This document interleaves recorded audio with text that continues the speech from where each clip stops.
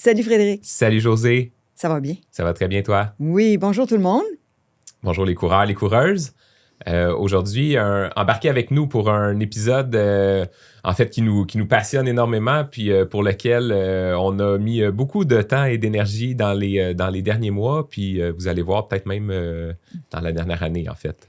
Oui, on a travaillé fort, on a hâte de vous raconter un petit peu. Puis il fallait attendre pour que le projet avance un peu pour en parler. Oui.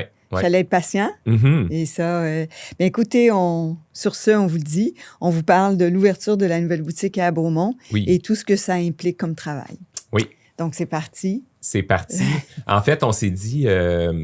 Bromont, ben là, la plupart, en fait, tout le monde est au courant, les fournisseurs sont au courant, les coureurs, notre communauté est au courant, mais ça date quand même là, d'un certain moment. Fait qu'on s'est dit, on va reculer la genèse du projet, comment ça s'est formé, puis comment ça a pris forme. Là, on va voir que ça fait quand même un petit moment là, que ça germe. Oui, bien effectivement, moi, il y a 3 ans, 3 ans et demi déjà. Oui. Je suis partie dans les cantons de l'Est, quand même un endroit assez facile d'accès au niveau autoroute pour venir quand même travailler à Saint-Hilaire avec toi. Mais les journées de télétravail, ben, je faisais du télétravail entre les petites montagnes et les grandes montagnes. Et le vélo que j'ai recommencé à faire du vélo. Les gens étaient bien surpris. Tu te souviens, à la boutique, les gens disaient « Ah, Josée, je ne savais pas que tu faisais du vélo. » Oui. Oui, mais la vie est longue, puis j'en faisais beaucoup quand j'avais 20 ans, 25 ans. Exact. Fait que c'était un retour au vélo, là. C'était pas commencer le vélo. Exactement. Je veux dire, moi, mon premier vélo... C'était un Marinoni, là, 30 ans, là, 35 ans. Donc, c'était un retour. Puis les cantons de l'Est, c'est un endroit magnifique pour ça. Ouais. Je me suis installée là. Ouais. Et évidemment, la course continuait avec ma passion. Hein? Toi et moi, on n'a jamais changé. On est comment on dirait, on est comme ça, nous, avec la course à pied. C'est comme respirer. Peu importe ce qui se passe, ça reste que ça, ça fait toujours partie de... Ouais. Exactement. C'est 100% central à notre vie. Souvent, je compare ça à respirer. Pourquoi j'arrêterais de respirer? Et puis, je me suis rendu compte, parce que je courais beaucoup, je me suis dit, bien, les gens, il me semble qu'il y a un genre de vide. Il manque quelque chose. Il y avait une boutique à Granby avant qui était de la belle qualité et tout, mais elle n'est plus là. Ouais. Et je me disais... puis là, on s'est mis à en jaser, toi et moi, à bâton rompu, je pense, comme ça. Et puis, on a commencé à regarder aussi. Je ne sais pas si tu te souviens, comment... on a commencé à regarder... Est-ce qu'il y aurait une possibilité? Oui, parce qu'au début, c'est juste vraiment, premièrement, est-ce que oui, c'est possible dans ce coin-là? Est-ce que une troisième boutique, c'est quelque chose qui nous tente, etc. Fait que, tu sais, de faire rouler un petit peu le hamster là, sur ce sujet-là. Là. Oui. Les gens ne savent pas, mais on est comme ça, nous deux. On a, au fil des années, appris à prendre des fois un projet, puis à le laisser un peu à l'arrière de notre tête, puis le laisser grandir, le laisser maturer, plutôt que de se lancer tout de suite. Puis qu'on a pris notre temps. Oui. On a pensé, je dirais, c'est pas loin d'une année, où on a fait des démarches un peu. Tu te souviens, on avait appelé pour louer des locaux, pour on voulait un peu tâter l'eau pour voir est-ce qu'il y avait des bons locaux, tout ça. Et... à ce moment-là, déjà, c'était à Bromont. C'était déjà à Bromont, oui. 100%. Puis, les premières démarches, c'était 2023? 2022. 2022, même, 2022, je dirais, parce que le terrain... Et là, on a un petit peu... Moi, mon souvenir, puis ton souvenir n'est pas 100% pareil, mais moi, mon souvenir, qui n'est pas 100% tout le temps précis, là, mais j'ai l'impression qu'à un moment donné, on a cherché un local, puis à un moment donné, on s'est dit, les locaux, ça ne nous convient pas 100%. Oui, parce que même, il y a eu... parce qu'après ça, on s'est même repromené un petit peu, puis avec des agents aussi, puis... je pense qu'aussi, au début, c'était est-ce qu'on loue un local ou est-ce qu'on trouve un terrain pour construire? Fait que, il y avait aussi ça là, qui était dans l'équation. Là. Il y avait aussi le fait qu'il y a des commerces qui ont des exclusivités. On ne peut pas s'installer à côté d'eux. Ouais. Et ça, il faut en tenir compte. Donc, il y a des endroits qu'on ne pouvait pas à Bromont s'installer. Puis, il y a aussi le fait, on en parlait hier en préparation, là, aujourd'hui. On parlait, nous, de ce qu'on aime. On aime être dans le milieu de la place. Oui, dans la communauté. C'est ça, exactement. Parce qu'on veut être là où les gens vivent et non pas en périphérie. Exactement, où les gens ne font que passer que quand ils sont pressés. Et là, on sait que je parle des autoroutes. Oui. Ça avait été la même chose quand on avait ouvert à Saint-Hilaire. toi, tu n'étais pas là, mais on avait eu une belle offre pour un local à Belleuil, sur le bord de la 20. Ça, tu le sais, par exemple, toi, tu sais tout ça. Et donc, on a réfléchi à la même chose à ce moment-là. Mais le terrain, ça a été particulier parce que je ne crois pas qu'il était à vendre la semaine d'avant. Parce que je passais souvent à Bromont, étant donné que j'habite tout près. Est-ce qu'il y avait une pancarte? Oui, j'ai vu la pancarte. OK.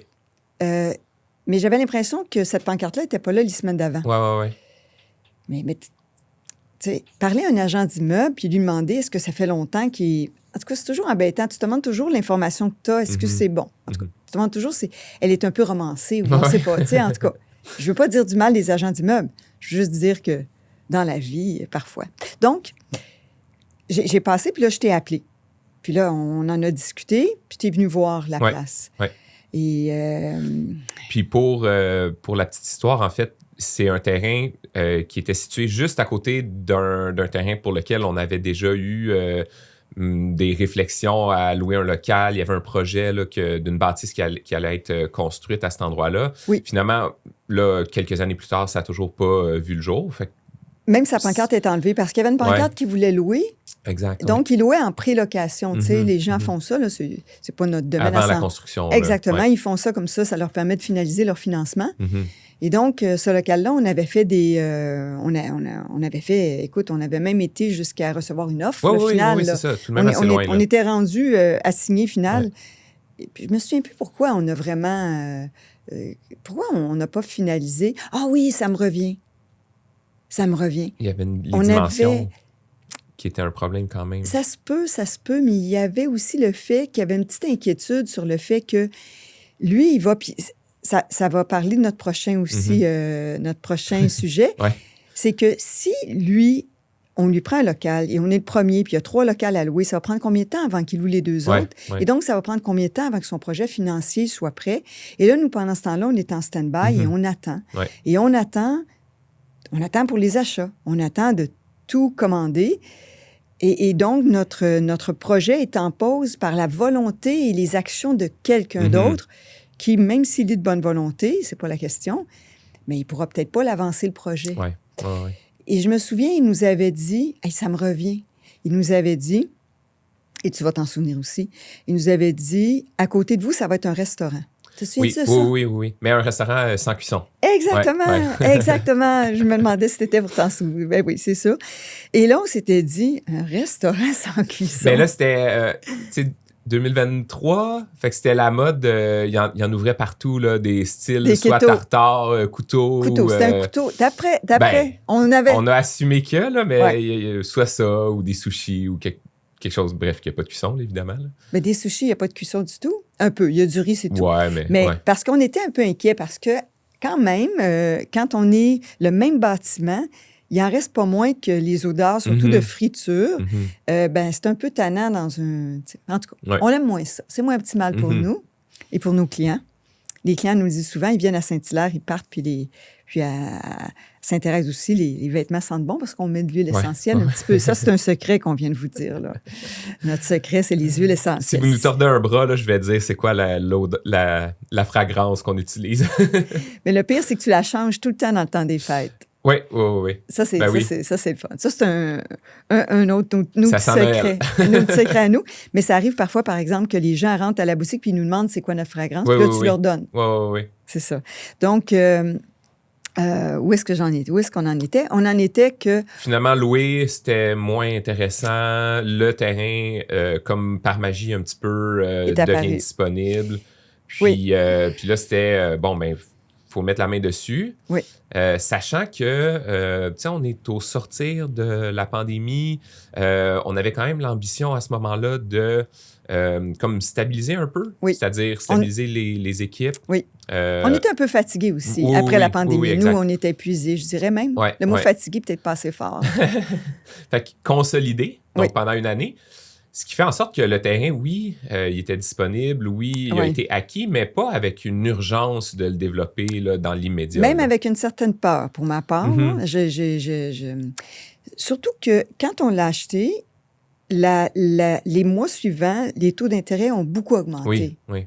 Et là, on regardait ça et on se disait, oh my, qu'est-ce qui se passe? Qu'est-ce qui va se passer avec tous ces taux d'intérêt-là? Les coûts de construction? Les coûts de construction avaient explosé et c'est là que c'est là que c'était le pire. Tout le monde ne parlait que de ça. Ça, c'est là 2 ans environ. Et parce que c'est dans les mois suivants que c'est arrivé. Et moi, dans mon histoire personnelle, j'ai déjà eu une faillite d'une entreprise. Et je sais que quand j'étais très, très jeune, j'avais 27 ans quand c'est arrivé. Et je sais que quand le bordel pogne, là, excuse le mot québécois, là, mais ça dérape vite. Ouais. Tu n'as pas le temps de te replacer. Tout d'un coup, c'est parti comme... C'est comme si tu étais sur un crazy carpet, ça descend, comprends-tu? Et là, j'ai eu une petite inquiétude. Puis toi, tu étais bien d'accord qu'on soit en attente. Oui. Et donc, on était en attente Ouais. un peu. Et l'été passé, pas l'été qui vient juste de terminer, l'autre avant. Ouais. Donc, l'été 2024. Là, on s'est dit, OK, on y va. Ouais. Coûte que coûte, on y va. Puis finalement, quel bon timing pour actuellement. C'est Vraiment? fou. Ouais. C'est fou notre timing, je crois. Là. On a plus d'énergie. On Oui. a retrouvé notre énergie beaucoup. Toi, tu as parti le club des pas pressés. Ça a permis de... Et là, finalement, le terrain est là. Il faut trouver un entrepreneur. Ça, pour moi, ça me stressait beaucoup. Tu sais, je parle pas de tes stress à toi, là, parce que je parle des miens. Mais moi, ça me stressait un peu parce que c'est un autre endroit où on peut s'accrocher les pieds solidement. Ouais. Et on a trouvé des gens exceptionnels et on va lui dire merci à Martin et l'équipe Parox. De Parox, oui. Et à Mélanie et à Mario et à toute l'équipe. Sincèrement, ils sont extraordinaires. C'est fou. Et ils nous livrent le local, là, même d'après ce que je peux voir, là, on est quand même à 40 jours de la livraison qu'on nous avait dit, mais on va nous livrer retard, même un peu avant, selon ce que j'ai compris. Ils ont peur un petit peu de se mouiller. Hein? Mais à date, tout est selon l'échéancier, tout est super clair dans les communications, dans l'avancement des travaux. Fait que c'est vraiment rassurant. Ce que tu viens de dire est important, c'est qu'ils sont super clairs dans les communications. On leur pose une question, on a une réponse. Ouais. On n'a jamais de faux fuyants. Et je dois dire que pour un projet comme ça, c'est même plus gros que ce que je pensais. C'est-à-dire que, je ne sais pas si... Toi, on avait fait Griffintown qui maintenant n'existe plus. Oui. Bon. Et, on en parlera dans un autre épisode. Un autre épisode. Et c'est un gros projet aussi, mais on ne construisait pas le bâtiment. Ouais. Et donc là, tout est sur nos épaules. Contact avec la ville, la demande de permis, le choix, on a eu le choix du lieu, mais ensuite, combien de pieds carrés, combien d'étages, est-ce qu'on fait un local avec un locataire? Écoute, on avait des décisions à prendre une par derrière l'autre et elles étaient importantes et un coup qu'on les prend, on ne peut plus reculer. Non. Puis, tu sais, tu viens d'en parler, mais il y a eu des plans d'architectes où il y avait un logement en haut. Il y a eu des plans d'architectes où il y avait 2 locaux commerciaux. Bref, tout a été un peu examiné. Puis finalement, c'est arrivé à un seul local, Maison de la course seulement, laisser vraiment toute la place à Maison de la course, avoir un petit espace de stationnement aussi là, qui était quand même important pour les clients. Là. Exactement. Puis il fallait avoir... Là, on va avoir 22 places. Ouais. Hey, ça, c'est merveilleux parce qu'à Saint-Hilaire, il y a des journées... C'est plein. C'est plein, le stationnement. Les gens rentrent puis ils disent on a de la difficulté à rentrer. Là, donc, il fallait avoir ça. Dans ce que tu as dit, une des choses, c'est que nous, on est des opérateurs de commerce de détail, des coureurs, des passionnés. Ça, c'est notre spécialité. Ouais. Hein? On n'est pas des développeurs d'immeubles commerciaux. C'est pas ça notre métier. Et au début, on s'enlignait un peu vers ça, toi puis moi, mais on était un peu inquiets. On a fait des demandes, on a fait aussi un peu le plan pour se rendre compte que ça ne nous mettait pas à l'aise. Hein? Je ne sais pas, toi, mais moi, ça ne me mettait pas à l'aise. Là. J'avais l'impression que j'embarquais dans quelque chose que je ne comprenais pas bien. Oui. Puis, c'est intéressant ce que tu dis parce que j'ai l'impression qu'on a réussi à faire avancer les choses puis à prendre confiance à chaque fois qu'on se disait on ramène ça simple. Oui. On ramène ça dans le doute, on ramène ça simple. Oui, exactement. Est-ce qu'on a besoin d'idéateurs qui vont nous faire réfléchir sur notre marque de commerce, puis sur notre vision de notre boutique, etc.? Trop compliqué. On a ramené ça un peu plus simple. Oui. Est-ce que le design de la boutique, on est capable d'en faire une partie? Ben là, on a l'expérience, c'est comme la quatrième boutique qui voit le jour. On ramène ça un peu plus simple. Fait que ça, c'est rassurant là, de contrôler ce qu'on est capable de contrôler puis ce qu'on connaît.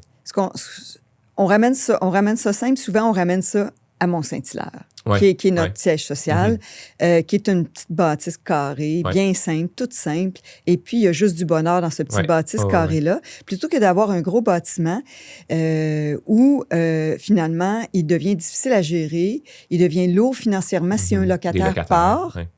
On connaît quelqu'un qui s'est épuisé comme ça. Un gros locataire est parti de son immeuble commercial. Je ne dirai pas qui, mais tu sais de qui je parle. Et cette personne-là, on l'aime beaucoup. Et on sait à quel point ça a taxé son énergie. Mais ça aurait pu nous arriver. Nous, on s'installe là, on fait un local commercial. Finalement, quelqu'un s'en va. On est pris avec ça. Non, on a décidé de ramener ça simple. Exact, oui. On est bien content de ça actuellement. Là. Puis dans le design aussi, parce que tu parlais de Saint-Hilaire, ben ça reste que Bromont va être peut-être comme 8-10% plus gros, mais essentiellement comme un beau rectangle ouvert, lumineux, des plafonds qui sont hauts. Rajoute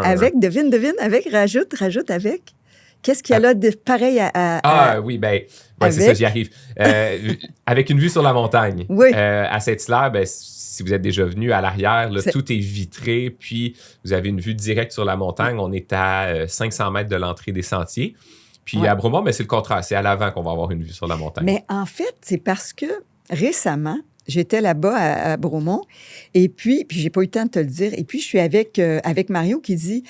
le directeur de chantier, il dit « Josée, on se demande comment vous avez fait mettre la main sur ce terrain-là. Okay? » Avec Martin, on se posait la question. Ben, je dis « On est passé devant. » J'aurais voulu avoir l'air plus intelligente que ça. Je me suis battue. Puis... on a appelé l'agent d'immeuble, puis on n'a pas... on n'a pas essayé de le voler. Il y avait un prix, on n'a pas niaisé. On est du monde. Je pense qu'on a du bon sens en affaires, puis on n'aime pas, the art of the deal, c'est pas nous, ça. Là. Nous, c'est qui est gagnant. Les deux, on est gagnants, tant mieux. Fait qu'on a vu ça. Mais là, il dit, ben voyons donc, parce qu'il dit, vous avez la vue sur Bromont, puis en arrière, vous avez la vue sur Shefford. Et là... Ah, OK. Et là, quand je me suis tournée, j'ai fait, ben oui, regardons ça. Je savais pas. OK. Non, j'ai jamais remarqué non plus. Oui, mais j'avais pas remarqué. Donc, parce que nous, j'ai souvent été là aussi quand il y avait des en tout cas, je ne l'ai pas vu. Mais ça reste que la vue avant sur Bromont est un peu plus spectaculaire. Elle est très, très spectaculaire. Puis on l'a pas vu l'hiver. Bon, on l'a vu l'hiver, mais on ne l'a pas vu l'hiver avec la... Donc, ça, c'est pour avoir choisi le lieu, avoir choisi... Puis au niveau de la ville, évidemment, la ville de Bromont a des critères architecturaux. Ils ne veulent pas quelque chose qui est contemporain, qui a l'air de 2000... Faut que ça ait un look... Bromont. Oui, un certain cachet là, en urbanisme. Là. Exactement. Donc, il fallait... Et donc, ça a pris plusieurs mois avant de répondre à tous leurs critères. Ça reste que c'est probablement ce qui a été le plus long dans le processus. Là, C'est quand même... moi, au début, on se disait, on va être capable d'ouvrir en mai. Finalement, on va ouvrir en octobre. Mais ce n'est pas que les délais face au building, c'est toutes sortes d'autres délais. Mais en tant que tel, c'est certain que ça a rajouté un petit peu de difficulté. Par contre, des fois, les difficultés nous amènent à faire quelque chose de mieux. Et je pense que le résultat final, tu l'as vu, toi, la dernière fois. Parce que moi, je passe presque à tous les jours parce que je vis puis je passe devant. Là, en ce moment, là, on est le 12 septembre là, parce que vous allez l'entendre un petit peu plus tard là, puis ça va avoir eu le temps de beaucoup progresser aussi. Là. Exactement. Mais là, on est vers la fin de la construction, là, mais il reste encore beaucoup à faire. Là. On aurait le local, selon mes estimés, comme dans 1 mois et 3 jours, quelque chose comme ça. Mais la vue, le look déjà a changé. Et je dois dire que ce qui est le fun, c'est que oui, on a un look qui respecte Bromont, mais il n'est pas... Je pense qu'il va persister beaucoup dans le temps. On est des passionnés d'urbanisme, toi puis moi, on aime ça. Une des choses qui est le fun à courir, je trouve, c'est que tu cours dans une ville, tu la vois. Tu la vois, la ville. Tu vois les places qui ont fait des bons choix. Oui. Tu vois la place où ils ont mis des trottoirs. Oui. Moi, ce que j'aime de Belleuil, il y a des trottoirs partout. Oui. Ce que j'aime de Otterburn, il y a des arbres partout. J'aime encore mieux quand il y a des arbres et des trottoirs partout. Et donc, à Bromont, on a même une piste cyclable merveilleuse qui vient... On a même été expropriés pour ça. Ouais. On avait-tu parlé dans un autre podcast, Non. c'est ça? Ah ben moi, les expropriations... Oui, c'est ça. C'était moins stressant, celle-là, quand même. Là. Ah oui. Mais il y a une petite gare qui a été... en tout cas, il y a quelque chose là-dessus là, qui a été embêtant avec cette expropriation-là. Ils ont voulu exproprier, on va vous le raconter, tout le monde. Le Fred le sait. Oui, let's go. Mais on va le raconter quand même. L'expropriation, c'est la ville qui appelle avant que je parte en vacances, puis qui dit toujours avant que je parte en vacances. En 2024. En 2024... on a besoin d'une parcelle de terrain et on doit passer la piste cyclable. Mm-hmm. Ben là.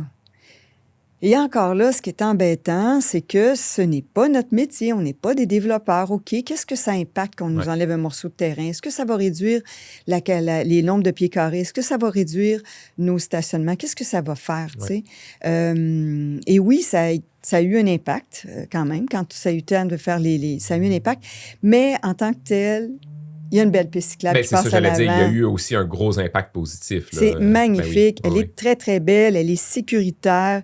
Et puis, quand les gens arrivent en haut de la petite butte, ben c'est nous leur récompense, parce qu'ils nous voient, on est juste en haut de la butte. Ouais. Au final, on est content. Ouais. Donc, écoute. J'aimerais juste qu'on revienne, si tu veux, peut-être expliquer un petit peu comment, parce qu'on disait qu'avec l'urbanisme, ça a quand même été long et tout. Peux-tu expliquer un peu justement le principe avec le comité consultatif d'urbanisme, le CCU? Oui. Comment ça fonctionne, puis bref, une proposition par mois, puis pourquoi c'est long en fait? Oui. En fait, quand il y a le CCU, c'est une fois par mois, c'est le comité consultatif d'urbanisme, comme tu viens de dire. Et moi, je travaillais avec quelqu'un à la ville, M. Rémy, super gentil. Au début, ce qu'il a fait, c'est qu'il nous a dit, écoutez, allez-y à peu près dans ces barèmes-là et ça va répondre aux demandes du CCU, grosso modo. Finalement, la demande allait devant le CCU, ça revenait, vous devez faire des modifications. Donc, avec l'architecte, on retravaille les modifications, mais il faut qu'on se dépêche parce que le prochain CCU, c'est bientôt. Mm-hmm. Et parfois, en tout cas, ça a passé 3 fois. Passer une fois par mois. Oui. Donc, oui. Nécessairement, si tu manques ton coup, c'est minimum 1 mois de délai supplémentaire. C'est ça. Et les gens à la ville, ils veulent être sûrs que quand tu donnes quelque chose au CCU, tu ne le donnes pas pour rien. Ouais. Fait qu'eux, ils revisent avant. Et quand ils le revisent avant, bien, ils veulent du temps. Ils ne veulent pas avoir juste 2 jours pour le réviser parce qu'ils n'ont pas juste ça à faire dans la vie. Surtout Bromont, ça bouge énormément. Oui. Donc, on a eu, à travers le processus qui a été long, on a eu de la bonne volonté de la part de tout le monde de la ville. Donc, tu sais, il n'y avait pas de raison pour nous d'avoir des hard feelings, là, tu sais. Mm-hmm. On voyait bien qu'ils faisaient leur possible, mais il fallait qu'on revienne puis qu'on fasse des modifications. À la toute fin, on trouvait que le projet qu'on présentait était parfait. Hein? Ouais. Tu t'en souviens, à chaque fois, je revenais vers toi aussi parce qu'il fallait qu'on travaille ensemble, tout ça. Donc... Des fois, c'est des détails aussi un peu surprenants. Des fois, on s'attend à ce que, ça, il y a des chances que ça accroche. Finalement, c'est un petit détail qui accroche. Sauf que ça rajoute un mois, ce petit détail-là. Puis des fois, ce petit détail-là, c'est comme... Ben oui, c'est bien correct, on va faire ce changement-là, puis ça n'a aucune incidence, mais on s'attendait à ce que ce soit quelque chose d'un peu plus crucial là, qui accroche. Oui, mais comme c'était notre première expérience dans ce domaine-là, de faire un nouvel immeuble avec un architecte on part à neuf, bien, moi, ce que j'ai su depuis le temps, là, c'est que c'est normal. Mm-hmm. Un projet... Cette étape-là d'un projet, c'est une étape qu'on doit considérer qui va prendre plusieurs mois. Ouais. Et ça fait partie de ça. Et je pense que si on avait un jour à retravailler n'importe quel projet, on considérait, on se donnerait un peu plus de lousse. Pour le avant, pour tout ce qui est... Oui, oui. Et puis, on se mettrait moins de pression sur nos épaules aussi, sur les épaules de tout le monde, les épaules de l'architecte. L'entrepreneur nous a accompagnés. Oui. Encore là, ce n'est pas notre métier d'être des développeurs commerciaux, d'immeubles. Donc, on cherchait un entrepreneur qui était pour nous accompagner. Et la première chose qu'on a fait quand on a rencontré Martin, on a dit, est-ce que vous allez nous accompagner? Mm-hmm. C'est pas la même chose que construire. Construire, c'est voici des plans. Puis, exactement, c'est exactement ça. Tandis qu'un accompagnateur, c'est, regarde, j'ai 3 architectes que je peux te recommander, tu veux-tu les rencontrer? On est habitué de travailler avec eux, il n'y a pas de retard avec eux. Mm-hmm. Puis ça va bien avec eux, puis ça avance bien. Fait qu'on on a regardé tout ça. Fait qu'ils nous ont accompagnés dans chacune des décisions importantes. Ils nous accompagnaient puis Martin, qui est le propriétaire, je ne sais pas là, exactement la situation financière mais pour moi, c'est le grand boss. Tu sais, il est grand. Donc, il va sourire. Lui, en fait, ce qu'il a fait, je dis, mais on a besoin d'accompagnement. Fred et moi, c'est pas notre... Et on est brillant, on sait ce qu'on veut, mais on ne sait pas comment se rendre. Tu sais, c'est ça l'affaire, tu sais. Fait que... Il a vraiment accepté. Il dit, moi, rendu où je suis dans ma carrière, j'aime ça, les petits projets, le fun. OK, parfait. Ouais, pour eux, c'est un petit projet. Pour nous, c'est le plus gros, tu sais. De notre vie. Ouais. Pour eux, c'est un petit projet, le fun. Ce qui était sympathique, c'est qu'ils trouvaient que c'était le fun parce qu'il a travaillé fort. Ouais. Répondait à des courriels à la fin de semaine. Tu sais, il faisait pas semblant qu'il était... En tout cas, il était là. Ouais, impliqué. Impliqué à 100%. Donc, il nous a donné beaucoup de conseils. Fait que ça, à la base, on a appris énormément là-dedans, comme n'importe quoi de difficile qu'on fait dans la vie. Hein. Ouais. On a appris beaucoup, puis là, on est bien énervé. Ça commence à être bien beau. Oui. Ben oui, puis, tu sais, une nouvelle boutique, ben oui, c'est la construction, parce que là, ça partait de rien, mais c'est tout le reste, là. Puis tout le reste, ça veut dire l'équipe. Donc, trouver une équipe, une nouvelle équipe, en fait. Oui. C'est les inventaires, c'est tout, là. C'est une ligne de téléphone, ça, j'ai de la misère, là. Communiquer avec tout, avec les fournisseurs, tu sais, puis vous n'avez pas idée, ben peut-être que vous commencez à avoir idée, là, mais ça va loin, là. C'est, tu sais, les tapis, c'est toutes des choses qui sont faites dans une entreprise, je dirais, qui se sont faites sur les 10, 12, 13 dernières années, qu'on a comme, par essai-erreur, qu'on est arrivé à une recette qui fonctionne bien pour nous. Tu sais, je donne l'exemple des cintres. Nos cintres à vêtements, ben on a déjà eu une première batch de cintres qui nous convenait un peu moins. Ben là, on sait qu'on l'a changé. Même chose pour les mannequins. Fait que là, pour la boutique de Bromont, ben, on sait ce qu'on veut. Oui. On sait ce qu'on veut, sauf que tout d'un coup, c'est tous des projets qui se sont échelonnés sur plusieurs années, qui là, il faut tout répéter là, maintenant, pour le mois d'octobre. Tu sais. Oui. Et quand on peut croire que la politique va même avoir un impact sur nos cintres, la politique internationale a de l'impact sur nos cintres et nous a donné de la misère, tu te dis, ben voyons donc. Tu sais, je me souviens quand j'étais plus jeune, j'ai été au HEC, puis on disait qu'une des raisons d'une faillite d'une entreprise peut être la législation qui a changé. Ouais. Et je me souviens, pour moi, c'était bien théorique, toute cette affaire-là. Puis maintenant, je regarde et je me dis, ben oui, tu sais, c'est incroyable parce que les cintres, puis les tapis, c'est pareil. Les cintres, on voulait quelque chose de vraiment beau puis vraiment chic. Tu sais, moi, j'ai encore le syndrome voiture de luxe, là, et il fallait que ce soit magnifique. Et toi aussi, juste avoir ta maison aussi, que le design, c'est quelque chose qui te passionne avec Diana. Et on voulait quelque chose de beau. On les avait trouvés dans le Vermont, imagine-toi. Oui. Mais là, le Vermont, on voulait acheter au Québec, au Canada, en ce moment. Tout le monde sait pourquoi. On n'a pas besoin d'expliquer, je crois. Ouais. Et j'ai fait des démarches. Écoute, j'ai passé un mois là-dessus, pas capable de trouver l'équivalent. Et puis, si on trouvait quelque chose, un nouveau modèle, ben il fallait changer tout. Bien, c'est ça. C'est qu'il y a vraiment un réel intérêt, puis c'est vraiment pertinent d'avoir les mêmes parce que t'en as un peu trop à une place, tu peux les transférer d'un bord et l'autre. Puis là, on avait besoin de 1900 parce qu'on pouvait en prendre qui avait été à Griffintown. Donc, si on commandait un nouveau modèle, on perdait comme 2000 cintres. 2000 cintres à 3 piastres, 2 piastres et demi le cintre, pour vous dire des détails. Le fun, quand même. Vous n'avez pas idée, quand vous rentrez à la boutique, comment on a d'inventaire de cintres. Mais là, il fallait commander 2000 cintres. Et là, on n'était pas capable. Moi, le gouvernement, actuellement, il fallait que j'aille chercher... Je vais le raconter, OK? Ça te va? OK. Il fallait que j'aille chercher... Parce que là, Fred, lui, s'occupait de tous les achats. Après ça, le prochain épisode, il va vous parler plus. On parle des achats, oui. Oui, ça a été tout un défi aussi. Mais les cintres, c'était mon dossier, tu sais. On sépare les dossiers. Et là, pour importer les cintres, il fallait que j'aille chercher un numéro d'importateur. C'est nouveau. Ben voyons donc. Il faut que j'aille chercher un numéro d'importateur juste pour une commande que je vais faire à tous les 4 ans. Si on en fait un jour. Ouais. Ça fait que j'ai OK, on va le faire. Ouais. J'ai fait des démarches et tout, pas moyen. Finalement, j'essaie d'appeler Revenu Canada pour avoir mon numéro. tombe sur une ligne qui raccroche, une ligne. Puis actuellement, dans la presse, je lis que l'Agence de revenus du Canada est non disponible actuellement parce qu'il y a trop de demandes ou je ne sais plus trop, il y a des problèmes. Pas capable d'avoir ça. Donc, mais là, voyons donc. Oui. Fait que, un de nos fournisseurs, super gentil, je l'appelle, je dis, écoute, je suis pas capable d'importer. Toi, tu en as un numéro d'importateur? Fais. Peux-tu l'importer pour nous? Qu'on a eu de l'aide, là. Ensuite, on a eu de l'aide, merci Alain.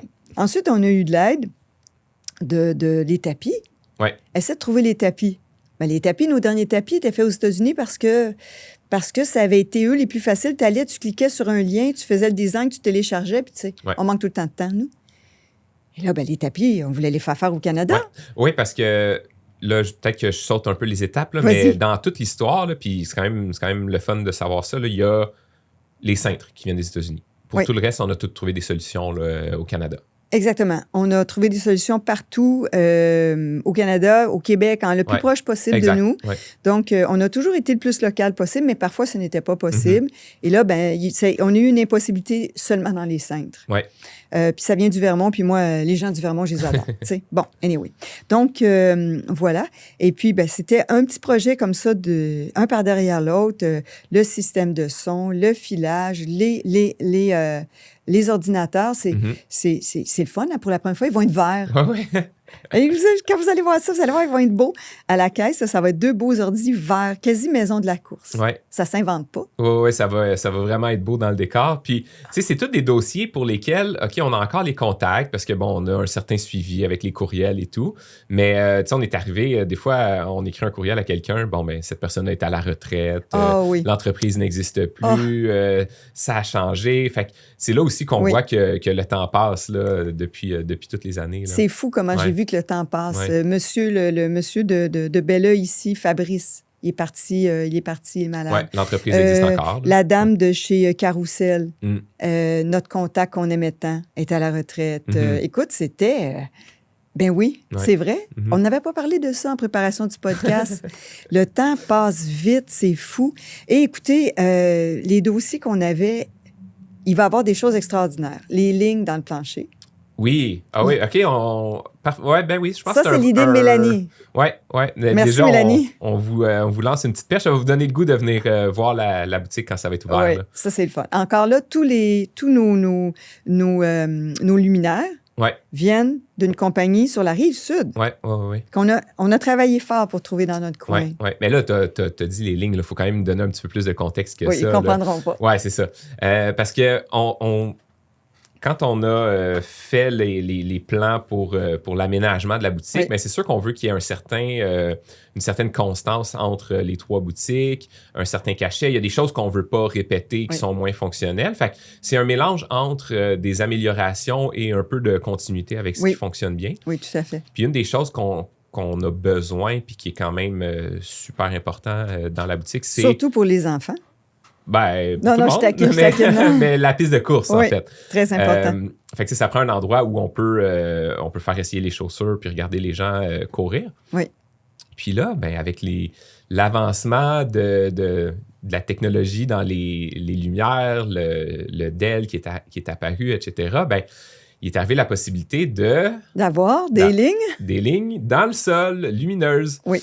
Fait que pour délimiter la piste de course, au lieu d'être 2 lignes de peinture, comme on a déjà eu dans les autres boutiques, mais ça va être vraiment encavé dans le béton. Oui. Puis vraiment comme une ligne lumineuse. On va avoir le contrôle de la couleur de la lumière, vraiment tout. Puis ça va traverser la boutique, puis même monter dans le mur. Fait que ça va donner comme un effet de grandeur. Puis un beau rappel avec les couleurs maison de la course et tout. C'est ça, exactement. Quand Mélanie a eu l'idée, elle nous dit ça, OK, c'est beau. Puis elle nous dit l'extra, OK, c'est beau. On s'est dit, vu qu'on revient toujours au plus simple possible, quand même assez minimaliste dans le design et tout, on s'est quand même donné le droit de s'énerver sur 2-3 affaires. Là. Oui, on sait depuis le temps, puis c'est ça, c'est l'avantage de travailler ensemble depuis longtemps, Frédéric. Je trouve que on a une mémoire collective, toi et moi. On a vu des gens avec des entreprises qui ont fait des projets immenses, puis on s'est dit, quel stress qu'ils se sont mis sur leur épaule. Puis on sait, stress financier. On dira jamais qui, mais on est allé voir, puis on a fait, Oh mon Dieu, quel poids. Ouais. Et nous, on ne veut pas vivre avec ce poids-là. Si un jour, il y a une récession économique, on va passer à travers. S'il y a une crise, que la course est plus à la mode, ça n'arrivera pas. Là. Mais c'est notre histoire. On le sait. On veut, comme tu disais l'autre fois, on veut être pérenne. C'est comme ça qu'on dit ça. On veut être là dans 10 ans, puis en santé. Puis, en santé, collectivement, tout ça. On ne veut pas être une entreprise qui en arrache. Financièrement, on est toujours très raisonnable. Mais on s'est payé une coupe de petites folies comme celle-là. Ouais. Parce que c'est celle-là qui vous accompagne. Ça va être la folie. À chaque fois que vous allez ouvrir la porte, ça va être la folie qui va vous accompagner. C'est ça. Puis pour vous donner l'exemple d'une autre folie qui aurait été à peu près équivalente en termes de dollars, on s'est dit, OK, la piste de course, premièrement, n'importe qui rentre va le voir. C'est la première chose qu'on voit. Ça fait partie de l'ADN, Maison de la course, c'est la piste de course. C'est vert, lumineux. Pour nous, c'était cohérent avec le design. Mais il y a des choses, disons, dans les cabines d'essayage, là, il y avait un projet avec des miroirs éclairés et tout. Bref, que rapidement, le montant devenait comme les 3 miroirs étaient autant que la piste. Exact. Fait que là, non, il y avait vraiment une plus-value à la piste de course. Les miroirs dans les cabines, on a une belle fixture avec un beau miroir minimaliste, puis on considère que ça va être tout aussi adéquat. Exactement. Ça, c'est le plaisir d'être là depuis longtemps. On comprend bien, on fait des choix, on a du fun là-dessus, puis on en discute tout le temps ensemble. Puis souvent, on se donne quelques jours pour y penser. On n'est jamais comme... il y a des fois où ça n'a pas le choix de débouler rapidement, là, mais c'est pour ça que... Mais il y avait tellement de dossiers. Là, moi, mon stress à moi commence à redescendre parce que je vois que tout le monde avance. C'est comme une armée. Hein? Sur le chantier, en ce moment, ils ont presque fini le tirage de joint. Hier, je regardais, c'était presque terminé. Fait que, et des fois, j'arrivais sur le chantier, là, puis il y avait comme 8 quarts de métier. Là, 2 semaines, là, il devait avoir 8 quarts de métier. Il y avait les gars dehors, il y avait les électriciens, il y a eu un peu des plombiers, il y avait les gens des divisions. Ventilation. Ventilation, oui. Là, les autres, ils recommencent cette semaine. Et là, Martin et Mélanie nous ont donné chaque jour quelle équipe est là jusqu'à la fin. J'en viens pas. C'est tellement rassurant pour nous parce que là, on peut dire à notre monde. Parce que nous, on a du monde qui doit rentrer aussi. On a le gars du système de son, on a le gars des caméras, on a l'entreprise Mobico qui installe l'intérieur. Donc, eux, ils attendent que nous, on leur donne le OK pour venir aussi. Donc, en tout cas... C'est beaucoup de coordination, parce que, rapidement, comme ça, je n'ai pas compté, là, mais il y a combien de dossiers, de corps de métier qui doivent être présents. Il doit y en avoir une douzaine. Là, ventilation, système de son, électricité, plomberie, toiture, revêtement extérieur. Il y avait les gens des tuyaux dans le sol. Il y avait l'excavation. Couler les fondations. Oui. L'asphalte, ça, c'est pas fait encore. Non. L'aménagement paysager, ça va vite. Là. Non, c'est fou. Puis dans tout ça, il fallait prendre des décisions, il fallait accepter. Donc, un attend que l'autre est terminé avant de pouvoir y aller. Fait que ça peut facilement bloquer. Puis quand ça bloque pas, ça peut rapidement débouler aussi. T'sais. Exactement. Ça peut faire qu'on a du retard beaucoup. Moi, dans ma tête, c'était tellement... ça prenait tellement de place dans ma tête, j'avais de la difficulté à courir avec un programme spécifique. J'ai été obligée de réduire un peu, puis tout ça, puis c'est bien correct, il n'y a pas de problème. Là, dans la vie, on s'adapte. On dit souvent à nos clients qu'il faut qu'ils fassent ça. C'est ça. Ils disent, j'ai été malade, puis je me sens coupable de ne pas avoir couru. Ben non, parfois, ça arrive. Toi, tu as réussi à continuer à courir. Beaucoup, beaucoup d'admiration pour ça, mais moi, j'ai réduit beaucoup là, quand même. Mais le projet est beau, puis on ouvre dans 1 mois et quelques jours. Il fallait même trouver la personne pour nous aider un petit peu pour la fête d'ouverture. Oui. Parce que là, quand vous allez entendre le balado, on va être tout près d'ouvrir, en fait. Donc, à quelques jours de l'ouverture, il va y avoir aussi, suivez là, sur les réseaux sociaux, Infolette, Maison de la course, il va y avoir une journée d'ouverture, de lancement, fait quelques jours après l'ouverture, justement.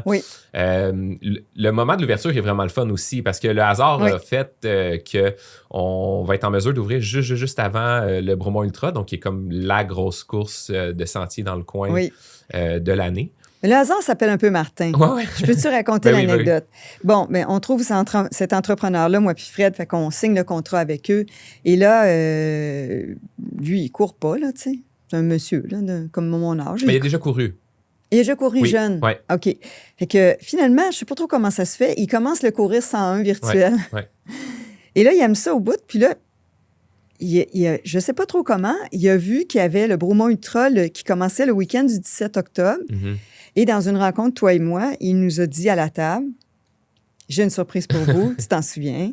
Et il nous a dit, vous allez être capable d'ouvrir pour le Bromont Ultra. Ouais.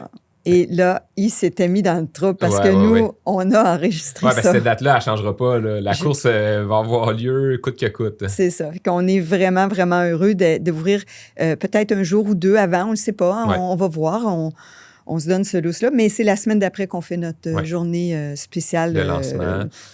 Ça va être super beau aussi, l'automne, les couleurs et tout. Là. Fait que c'est quand même...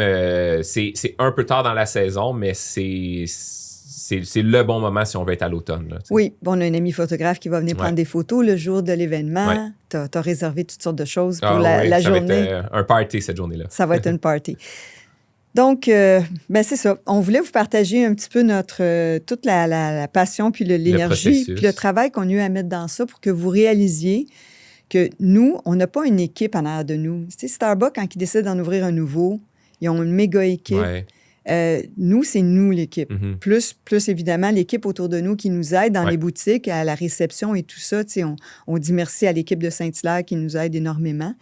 Mais on va en parler dans la prochaine. Mais on n'est pas seul là-dedans, mais c'est quand même beaucoup sur nos épaules parce que le marketing, c'est nous, les achats, c'est nous, la construction, les décisions, les demandes financières, les contacts avec la BDC, c'est eux qui financent le projet.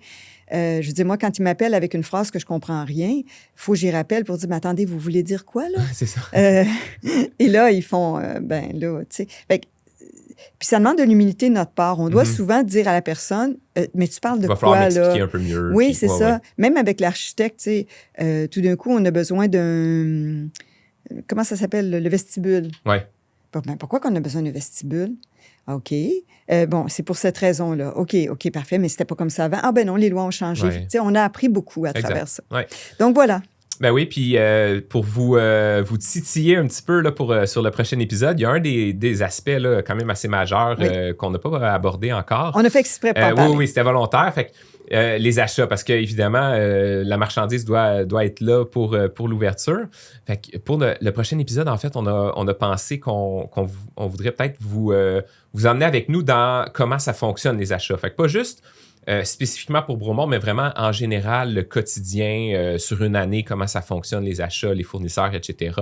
Bref, prochain épisode, on parle des achats. Puis il y a une statistique qu'on va vous donner dans le prochain épisode là, qui devrait vous intéresser. Ça va être un petit jeu qu'on va faire entre nous et vous. Donc, merci tout le monde. Merci Fred. Merci Josée. À bientôt. À bientôt.